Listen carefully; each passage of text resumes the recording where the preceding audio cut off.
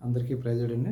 ఈరోజు దేవుని వాగ్దానం కీర్తనలు 92:12. నీతిమంతులు ఖర్జూరం వలె మొవ్వ వేయుదురు.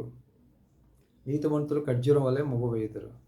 ప్రియ దేవుని బిడ్డ, ఈ ఖర్జూరం చెట్లు అనేది మన ఉష్ణ మండలం ఎడారిలో కట్ట మనకు వస్తూ ఉంటాయి. ఈ చెట్లు మనకు ఖర్జూరం పళ్ళు కాస్తున్నప్పుడు మనకు తెలుస్తుంటుంది. ఆ చెట్లు ఒక ప్రత్యేకత ఏమిటంటే అవి ఎంతసేపు కూడా చెట్లు లోపలే ఉంటుందన్నమాట. వాటి పీల్చుకు ఉంటుంది. ఏంటి తేమ అనేది పీల్చుకుంటుంది.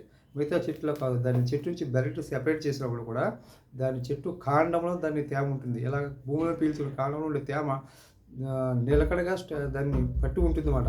అది మనం గమనించలేము. అలా గమనించగలిగేటప్పుడు మనం ఒకటి గమనించగలంటే మన ఆధ్యాత్మిక జీవితంలో మనం ప్రయాణం చేసేటప్పుడు మనలో అది ఒక కీర్తనకారుడు బోధిస్తూ ఉంటాడు. మన జీవితంలో కూడా అనేక శ్రమలు, ఒత్తిళ్లు వస్తున్నప్పుడు కూడా మనమున్న ఆత్మీయతను వదిలిపెట్టకుండా ఉండడానికి మనం ప్రయత్నం చేయాలి. రోమా 10:10లో కూడా మనకు తెలియబడుతుంది. నీతిమంతులు వారు చేస్తూ ఉన్నప్పుడు వారి హృదయాల్లో కూడా ఎప్పుడు కూడా అలజడి కలచట రాదు. ఎప్పుడు వారు ఏదైనా జరుగుతున్నప్పుడు, ఏదైనా పరిస్థితులు ఎదురవుతున్నప్పుడు కూడా వాళ్ళలో ఎటువంటి తేడా రాకుండా వాళ్ళు నిదానంగానే ఉంచి ఉంటారు. ఖర్జూరపు వృక్షం వల్ల వాళ్ళ హృదయాన్ని స్ట్రాంగ్గా పెట్టుకుంటారు. మనం కూడా ఖర్జూరపు వృక్షం వల్ల మన జీవితాన్ని ఎప్పుడూ కూడా మొవ్వ వేసేటట్టుగా ఉండాలి. అది ఉష్ణ పడాలి. ఎడారిలో ప్రజలకు ఎలాగైతే తెలుస్తుందో మనకు కూడా చూసే వాళ్ళకి అలా తెలుస్తూ ఉండడానికి సహాయం దయచేయాలి. ప్రజలారా, ఈ ప్రియ దేవుని బిడ్డ, మనం ఎంత ఉన్నాం కదా. ఎందుకంటే మన బైబిల్ గ్రంథంలో మన